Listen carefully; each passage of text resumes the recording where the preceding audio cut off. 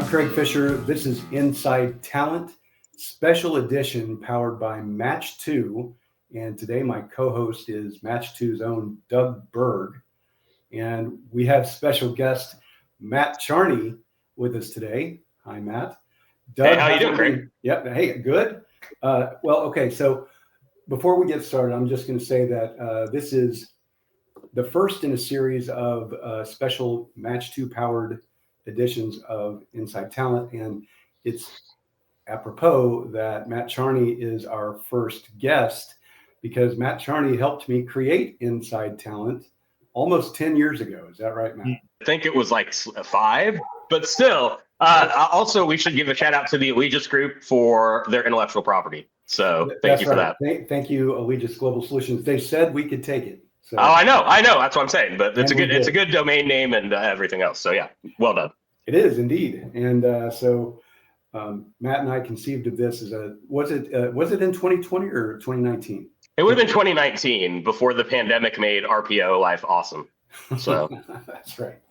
All right. So Doug, you're in Cabo for the winter. How's it going there? That's awesome.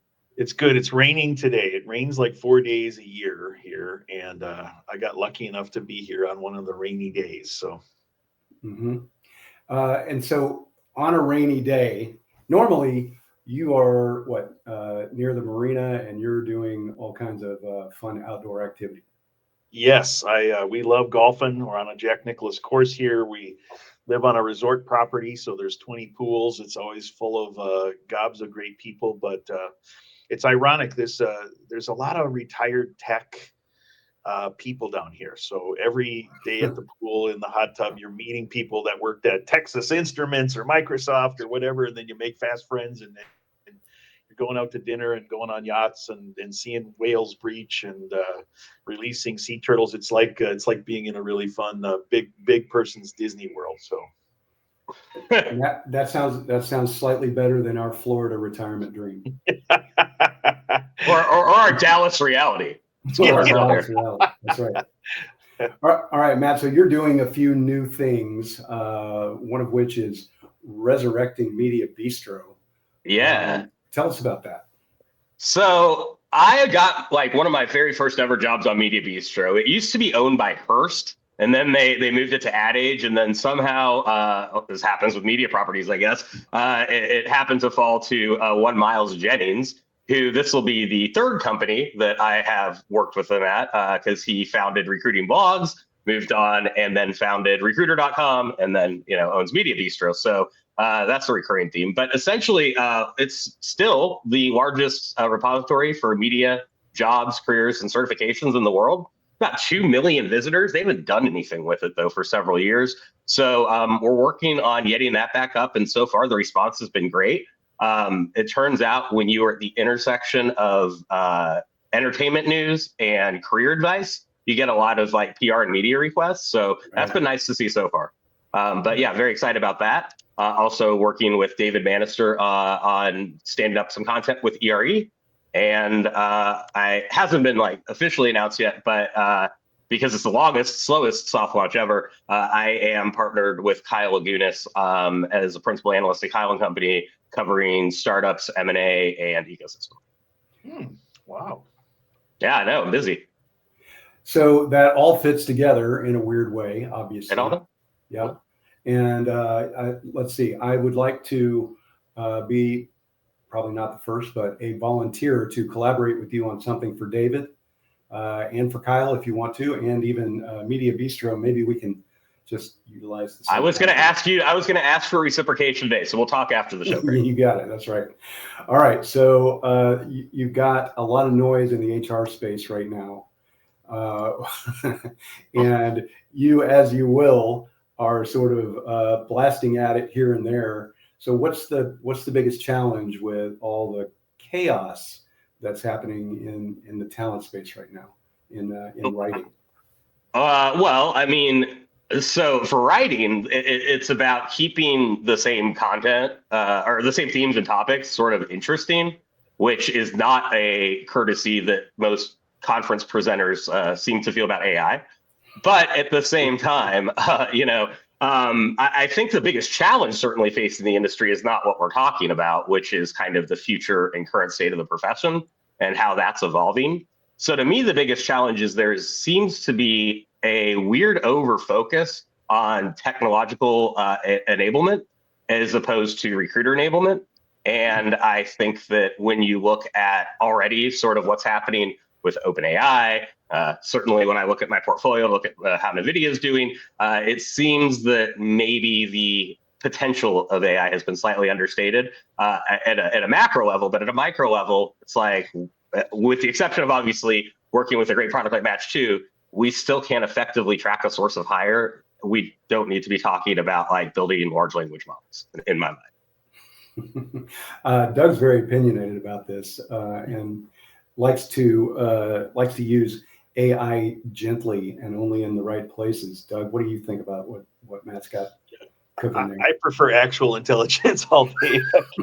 Yes, or real stupidity even at this point, I think. Yeah, that's right. So, I'm a little floored by the speed with which we're getting the announcements of platforms, right? So a few weeks ago, really ChatGPT 5.1 was one of the greatest things ever. And then Gemini 3 comes out with Nano Banana Pro, and all of a sudden taking a back seat, right? ChatGPT is. So how are you keeping up with all this, Matt? I'm not really, to the extent that like I am looking at the various models and their differences, but I'm more interested in things like the cost per hit, like the credit-based system, right? Like I figure if McKinsey is the largest ChatGPT user in the world, I might as well be a later adopter when it comes to looking at the economics of it, right? And I've learned don't use Claude, by the way. It's $1.28 a credit. So if you're building your technology on that, you're Right. probably going to be bankrupt soon. But no, honestly, for me, and this kind of goes back to when we originally first started working together, it's really like come down to not the engines, but the applications, which has evolved into this weird place like we were when social first started, where there's this emphasis on tools, like cool tools, right? I watched a room full of people see Sora for the first time, and it was like, they had just seen Jesus be resurrected. And so I think that that's the more interesting thing for me, but certainly I would recommend to anyone, Google's winning this race, and I think pretty quickly, and that should come as no surprise to anyone except for perhaps Microsoft. So, what I would say is they have a great thing called Google Labs.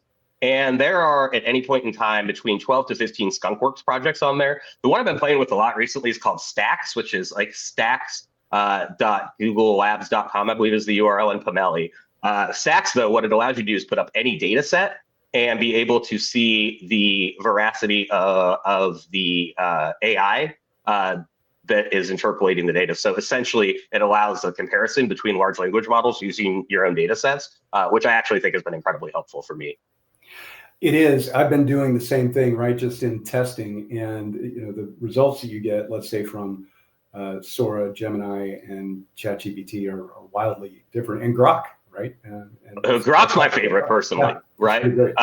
But also, I think it's just the voice. But yeah, I think the one thing I think is interesting is if you go to like a product hunt every day, we're now getting AI agents that spy on other AI agents to monitor performance and code changes. So yeah, I think in a weird way, it's becoming more transparent, but I'm sure that big tech will fix that anon. So I think you're right, and I think it's funny how the more things change, the more they stay the same. Because when you and I first started working together, let's say that was maybe 2008. No, it was like 2008, man. Okay. Yeah, a long time ago. So right. First sponsor of TalentNet Live was Monster.com, where Matt was at that time, and Matt got assigned to wrangle me. Yeah, we wanted some ROI, and I got my first ever trip to Texas. So look how that's all turned out, Craig. That's right, and here you are. Yeah, TalentNet being the origin story, I guess. But yeah, no, it really hasn't changed. And what's really kind of funny is I have a lot of obviously old content floating around on there, and it's always interesting to go back and look at articles from like even then, and just like replace the word social media with AI, and you essentially have the exact same talking points. So it is fascinating to me, and essentially we just evolved from talking about one thing that didn't end up creating hires to another thing that doesn't end up really creating hires. So It is fascinating to watch watch our differentiated focus. Yeah, it's still just cool tools, right? And yeah, well, so there's always been that stat, and it's like the oldest stat in the book that a recruiter reads a resume for 3.6 seconds, right? Like I've been hearing that since like Josh Burson was in grade school, and I saw an updated one yesterday that is 3.4 seconds. So AI clearly has delivered some value when it comes to optimization and efficiency. So hiring, Hire Tool, Hire Easy.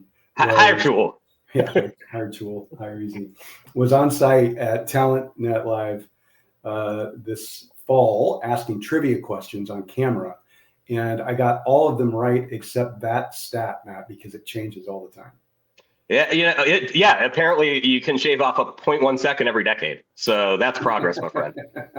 All right. So Doug, in your experience, do recruiters even spend that much time looking at a resume? It depends on how you do the math, right? Are we only counting the resumes that they actually look at, or are we counting all of the applicants, of which 50 to 80% never even get looked at, right? So I heard from one of our ATS partners, they did a search on the 10 million people that applied for jobs over the last 30 days. And guess what the single number one disposition code was? Like 4 times bigger than any other disposition code for 10 million applicants in the last 30 days. Rejected? Does not meet minimal qualifications? Rejected, not reviewed.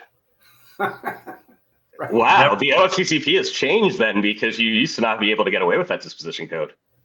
Well, it depends on what industry you're in, right? And so if I'm not OFCCP compliant, then I can get away with certain things. But look, I think the reality is,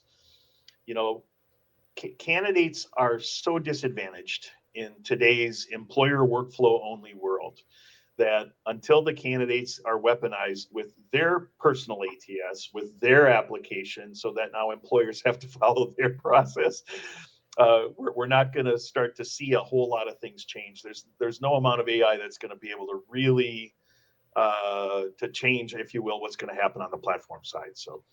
Yeah, and one thing I just want to add in there that I agree with you 100%, Doug, and it's refreshing to hear somebody actually say the candidates are disadvantaged, because one of the things I have found fascinating under the discourse is, to your point, recruiters very rarely read resumes, and that used to actually be a myth, I think, back in the day, because like just the way the workflows were designed, you had to see them, right? Like essentially you're forced into doing that. But now I actually think the problem's getting worse, because there's so many different pre-screening tools out there that you have to hit a certain arbitrary percentage in order to even be passed on to a recruiter, which for recruiters, I think, takes away a lot of your value add, right? Because you're not able to look at context that's not given to you. But I think beyond that, the candidate fraud thing really bothers me. That this has become such a big talking point. Like, there are all these fake candidates out there, and this is the existential crisis recruiting's facing. And that really bothers me, because it's like, you're not looking at actual candidates.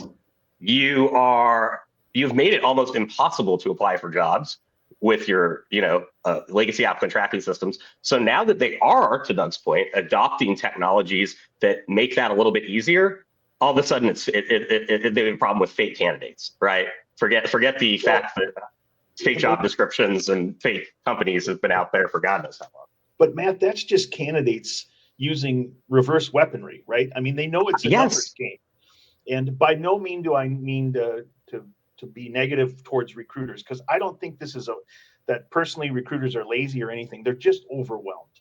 So, it's like, don't take it personal, candidate, that your resume never got looked at. But if I owned an ATS company, and I cared about this stuff, I would probably implement some sort of business rule that said, I'm only going to let 25 people apply to your job until somebody looks at the 25, and then we'll let the next 25 in. Like that could be some agentic stuff that could actually potentially alter some of the things, but like cohort screening almost. well, and look, I mean, in a world today it's just so punitive in terms of like what the candidate psychology and experience is, and having worked with millions, 20s, tens of millions of candidates, their psychology is just so interesting because I helped my stepson find a job 6 months ago, and we'd be on a Zoom call together, and I'd see a job, and it was for a quality tester job, and we'd go to Medtronic and we'd apply for a job and on Workday. And, we would go to another company, and he's like, well, wait a minute, this is Workday. Like, am I applying to Medtronic or Workday? Because now I'm on Workday 3, 4, 5 times. They're confused about it. And they don't, and companies don't understand that can be confusing. But I told him, I said, hey, just because we applied to one job at Medtronic, let's go see if there's other ones. And he's like, well, why? I'm in their system. So he's using a lot of assumptions to believe that somebody is like, caring about his resume in some requisition where he's the 500th candidate, will never get looked at. And then he gets a rejection note. And it's based, and what candidates hear is no, not never. You'll never work at Medtronic, right?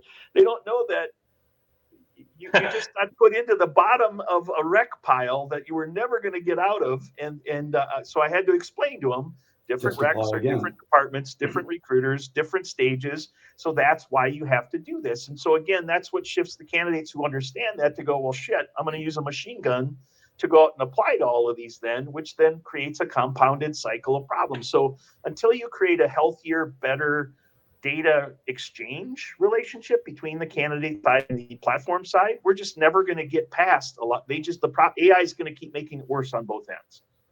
So Matt, if Doug has created a connected environment which he has, that would establish candidates across Workday instances, because like Doug said, most candidates don't know that Workday is only individual, almost on-premise software.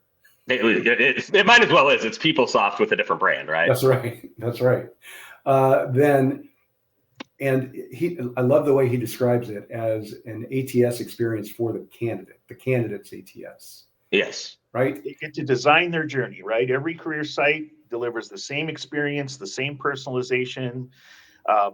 Personalization. My connection to my records in your system, right? So then now, like, I don't know, but we had these storms last year in Minneapolis, which knocked the power out for a couple of days. And I had a generator I wanted to sell out at my shed. So I posted a couple pictures, a video of it running. I posted it, and I kid you not, in 13 minutes, I had 80 people.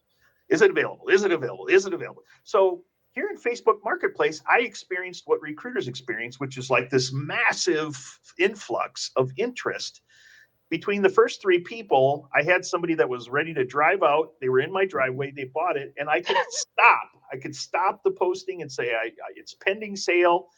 And then in Facebook Marketplace, it could say, hey, I sold it. Like, now tell everybody it's sold, right? So they could move on to the next one. So there's just like, when you have good known candidate connected buyer seller data exchanges, that kind of interactive experience can come to life, which then negates the need for me to just keep spraying transactional data across all of these different platforms. And so that's kind of the metaphor we're trying to solve for as we go to market and actually connect the candidate and integrate the candidate, finally, the most important asset, I think, in the talent ecosystem, into the platform world. So, yeah.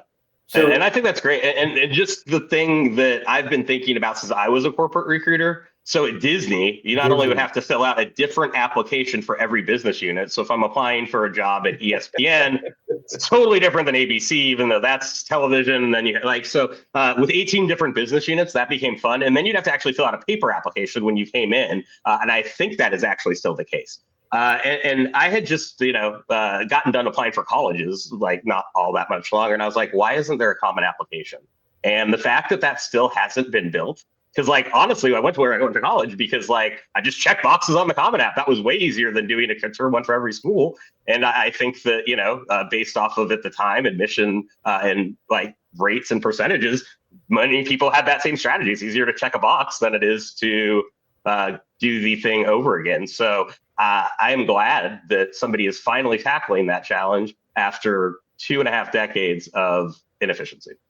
Well, and the single application is unique, is a thing, but people need, I mean, a lot of employers are like, well, candidates only apply to my job, and they're going to sit around and wait for me to get back to them. Yeah. And as you and I know, candidates are on the move, man. They're applying to a bunch of places. And so without having situational data that's happening between the companies and the candidates, recruiters are woefully without data and without understanding of where and how candidates are going. What other companies are they applying to? What other, what's their status, right? And so one of the things that's so cool about what Match2 does is it not only delivers a great verified, credentialed candidate but we also deliver the situational data.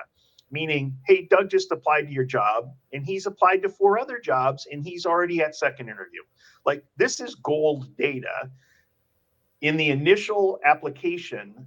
And then guess what? If 3 days later he's moving to offers coming or background checks are going on, I now have the data that I need to be able to not only prioritize or reprioritize candidates, because I don't have that, which means I got to reslate candidates constantly. But even as I beg my hiring managers, we got to go faster.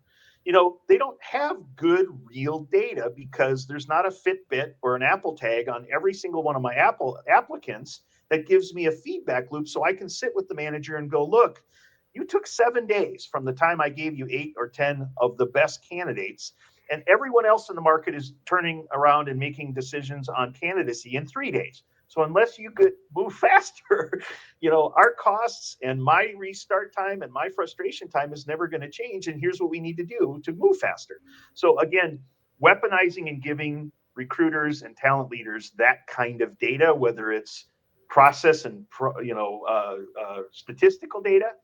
Maybe it's even like, hey, we had 400 applicants to this rec, and 80% of them met the required skills stuff. Great.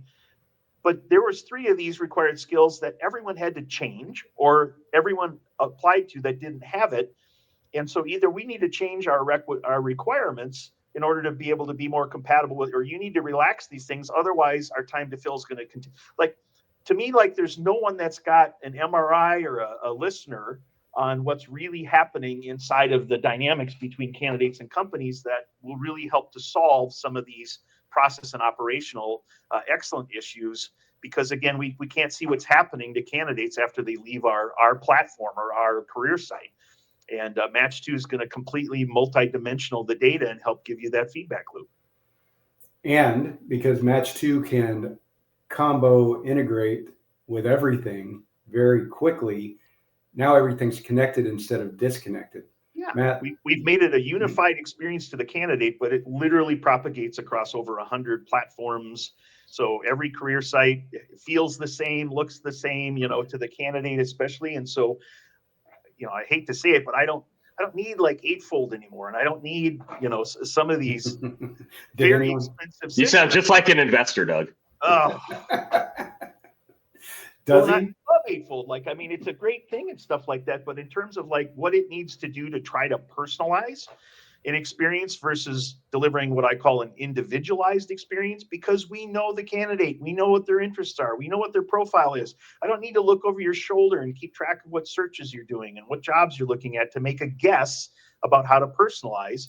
It's a more honoring data relationship that you can have between candidate and company by just activating a simple script in your site. Amen, brother. I will say Eightfold's customer events are amazing, legendary. Sonoma. Yeah, So, I mean, you run through that much VC, they better be nice. Yeah, that's right. They're an epic. They're an epic player in the talent industry, and I love everything they're doing. But again, when we chat with them, they're like, "We do everything you do," and I'm like, "No." I had to explain 3 times. And so Match2 is one of those. Match2 is one of those great connectors, right? Like a few years ago, it was JobSync, right? That could connect everything, and still a good product. But Match2 could create an enterprise company's Eightfold system and their Workday system or their Oracle system and make things make sense again. Yeah, it turns out APIs are awesome, right, Doug? Hey, man, we wouldn't be able to do with Match 2 what we're doing today 5 years ago. Because if you remember, the API cops were the platforms. And they were the Went ones to jail? Yeah. They were the ones that Straight to decided jail. single background check provider, which single interview provider, which, they would partner up with one of, and that's who all their customers had to do business with because they only wanted to. And thank God, like the tech world has evolved to now the customers get the APIs and they get to decide who interacts with their systems. And so thankfully that's what's making way for some of these really cool new technology innovations in the market. And like, to me, that's way more important than even all this AI stuff, because, like I'll tell you guys, we've been at this for the last year, and the last year felt more to me like the .com early web.1. Remember, we used to talk like that? Because Yes. back when the internet first came, everyone wanted a demo, everyone wanted to learn, and no one did anything because they couldn't shift their spend from the local paper to this internet thing because they didn't know if it was going to work or not, right? And so, like, the last year for us has felt literally the same to me because everyone thinks that AI is going to completely change your Pinto into a Mercedes. and so everybody's been looking, learning, demoing, and no one's been doing anything. And Pinto reference right there, Mark. So we're in another hype cycle here, and I think we're finally through it because companies are finally starting. Like, look, the Workday acquisition of Paradox, the SAP of Smart, like the platforms are making chess moves now, and I think the big customers and TA orgs are going to start doing that and making very smart decisions about like what's next. So, Matt, give me your fondest memory of a Pinto.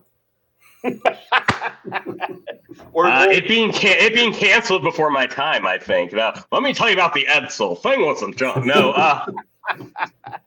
my first car was a 1999 Toyota Camry, and I bet it's still operable somewhere. So I was lucky. It's a Toyota, right? So for the listener, real quick, let me just talk about how critical APIs are and how disconnected sometimes they can be. I just finished doing a career site for a big healthcare system, and the timing of when a job gets turned off or closed in the applicant tracking system to where it stops showing up and accepting applications on a career site or in the Indeed is all handled by some developer in the API instance that's not even connected to talent acquisition at all.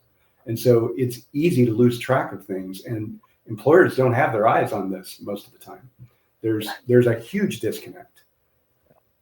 And the other thing I think is just fascinating to that point is one of the biggest line items in recruiting, all the technology aside, still job advertising. And what you're talking about is just the biggest inefficiency when you have I believe it's a 95% drop off between job clicks and finished applies.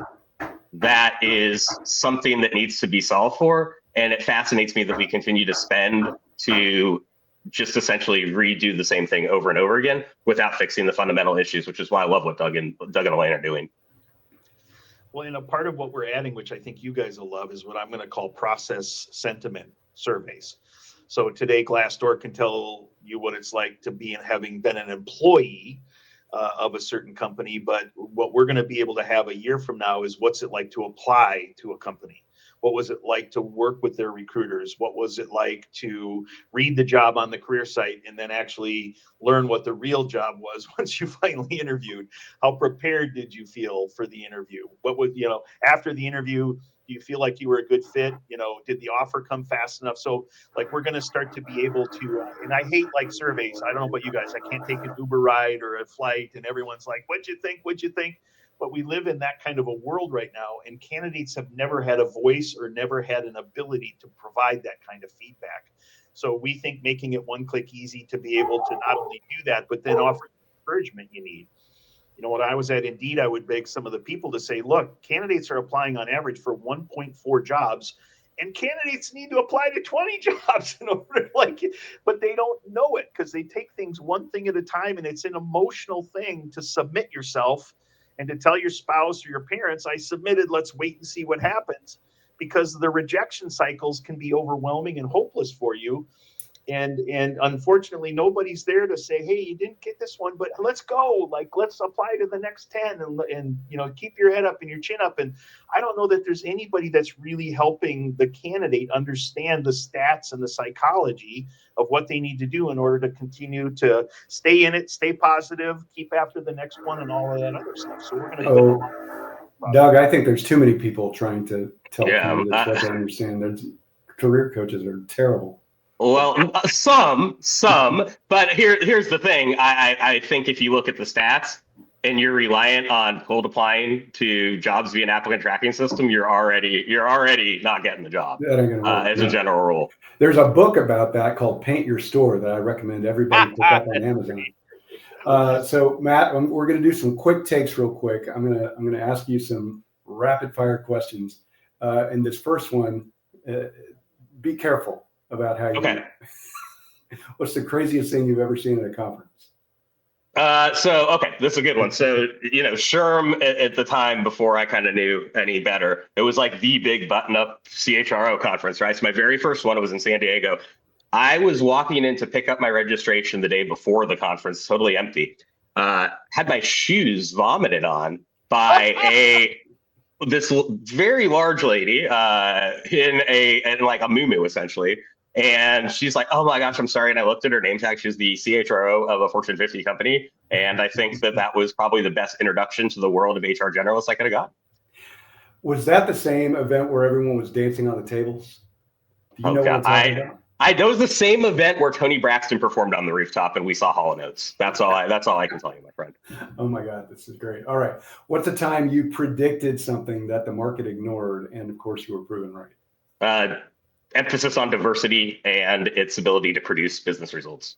Oh my gosh. All right. So Matt was very early and often in saying that diversity in business results is a very tenuous connection, and that everyone cites one study that has been disproven. Yeah. Right. Yeah. The shareholder performance one, which by the way, I love it when private companies like to throw that one out. I'm like, cool. Your EPS really matters. Yeah. Not that diversity is a bad thing, right? No, diversity is a great thing, but right. not the way that it's being approached for virtue signaling now. What's the strangest vendor pitch you've ever heard? So there, and you've seen this, and they're probably even still in existence. The robot that walks around with the iPad and recruits you may be the most post-apocalyptic thing that I've seen. I think that a close second is probably the one that involves resumes on the blockchain, which for the only reason, again, good theory, the average candidate's not finishing a workday workflow. Good luck having them figure out the blockchain. Matt, do you remember I was briefly CEO of a company that did that? No, but that makes perfect sense. Craig, you're always at the front end of the hype cycle. We got them acquired immediately. They only had to pay me for 3 months. That's great. Also great, good marketing job, because it makes no sense whatsoever. And I got a huge wallet of worthless crypto coin. Cool. I'll trade you for some of Melania.meme. All right. What's the biggest misconception that tech buyers have? That they need it? Like, I think people buy solutions without actually identifying the problem or providing a baseline metric for what they hope to achieve with it. Right. Sell benefits, not features. Right. Solve problems. Don't buy software. Yeah. So and this happens, right? I work with big companies, and I get these dumb questions. Craig, we need AI. We've got budget for AI. What should we use? Okay. Yeah. What's the issue? Yeah, it's not a solution. It's a strategy, right? You said something like that recently, and it's quoted in one of the articles that you helped me write a while back, and it's something like something is not a strategy. What was it? Do you remember what I'm talking about? Oh again, to my first comment, it could be any number of things. I use that metaphor frequently. But yeah, I think that nothing is a strategy in recruiting unless it's connected to bottom line business results. And that is something that we still struggle with, right? So that's almost a Mad Lib, to be honest with you, Craig. I don't know what you're. All right. Okay, so we've already discussed what's changed and what's stayed the same since we started all this. Pretty much, it's all the same. But if you could start from scratch and rebuild talent acquisition, what stays and what goes? I would look at it as a performance marketing function. It would not be under HR. I would put, I don't know, some under performance marketing, some under procurement, high volume and hourly in particular. But yeah, I would restructure it so that it loses the terrible stigma that's associated with HR and is able to align with a more developed and more technologically advanced business profession. So even when I sold hospital equipment, procurement was better to deal with than HR and talent. Yeah, I mean, that's still the case. And honestly, if everything we talked about, we still see process-wise candidates as widgets. So why not go to the specialization, which goes to get the highest quality product, the lowest price, the quickest? Like, that seems like a no-brainer to me. All right. So contrary to what everyone thinks, probably, will the next decade of recruiting be more human or more automated? Neither. Okay. I think that the next decade of recruiting will probably more human, but I see it increasingly becoming a self-service function. So, in as much as referrals continue to be the largest source of external hires out there, I think that what you're going to start seeing is things like network analysis, intent signals, and that sort of thing really start coming together to make it, with products like Doug's, essentially like buying an Amazon product. But at the same time, obviously, if you see a review from somebody you're connected with, you're going to be much more likely to apply. That's consumer psychology. So I think we're going to start seeing those disciplines bleed in a little bit more. I'm ready for those reviews, Doug. What are we doing? I agree with Matt. I think my hope is it's a more consumer experience. It's more informed. I buy stuff on Amazon and I love that they're now beyond like the reviews of a product. They're starting to show me that this is a highly returned product, right? Like that tells me more than some fake person's reviews around stuff. And like today on most career sites, I can't see how many candidates have already applied to a job. I don't know what the most progressed state of a candidate is. Like I know LinkedIn and something like you would be candidate 38. And it's like, okay, well, even if I'm candidate 388, if no one's qualified yet, should I apply? So you have to give the right informed data to the people in order for people to know that they should actually engage and interact with. And I think, Craig, you and I talked about like, stop sending, non-selected transactional emails out when people close a rec. It's like, sorry, you weren't selected. And then nothing. Like, it's like some tech person wrote this and it's like, Doug, you weren't selected, but we hire people like you a lot. And frankly, sorry, we didn't look at your resume because you were candidate 468 of whatever. And the person we hired compared to you had a little bit more of this and a little bit more of that. And so if you want to, next time you apply, make sure you represent that you've either got those skills or brushed up on. Like, make it more valuable, make it more informed, make it something that actually gives the candidate some value for the time they've invested, because I just don't think we're doing any of that right now.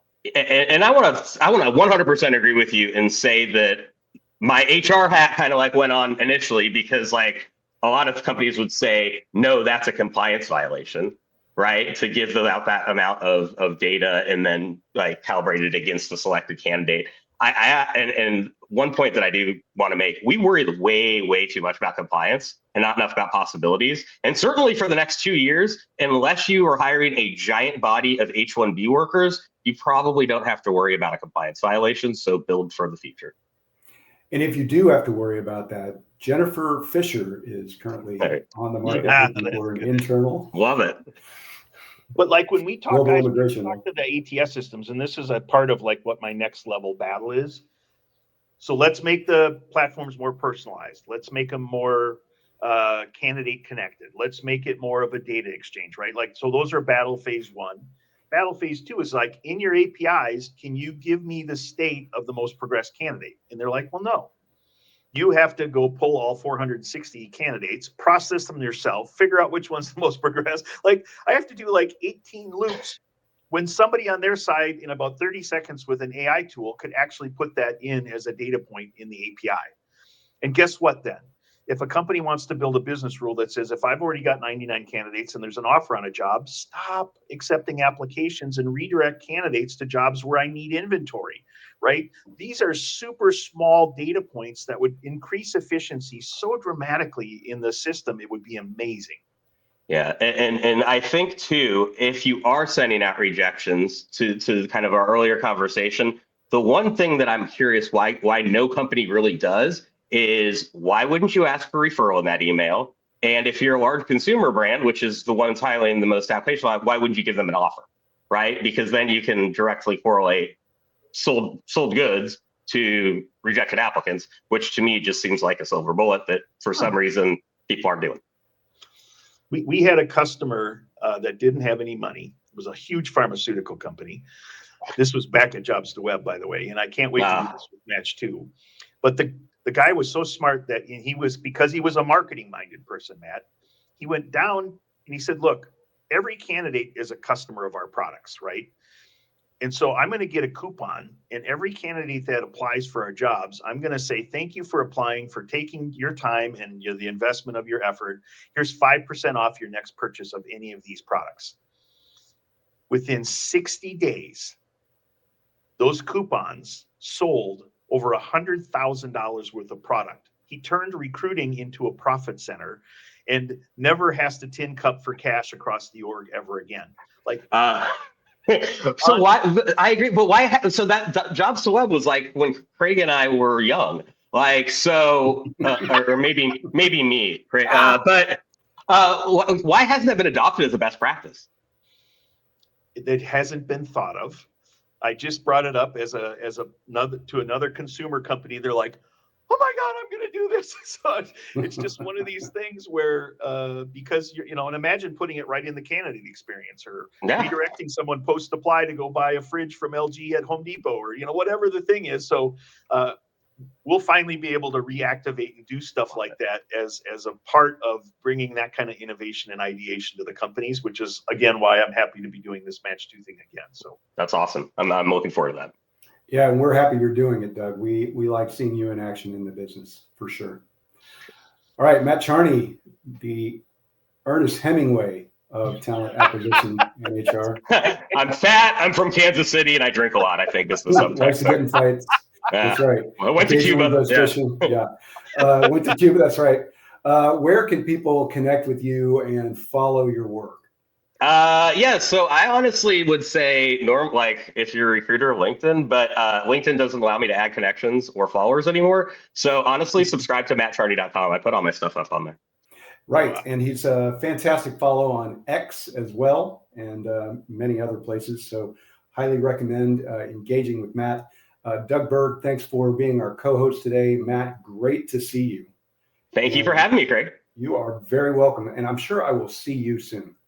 I'm looking forward to it. Thanks, everyone, for listening to Inside Talent today. We appreciate you. We'll see you next time. Thank you for listening to Inside Talent with Craig Fisher, special edition powered by Match 2. Want to give your job candidates their own amazing ATS experience? Go to match2.com for more information. Please follow and like Inside Talent on your favorite podcast platform to stay up to date, and we'll see you next time.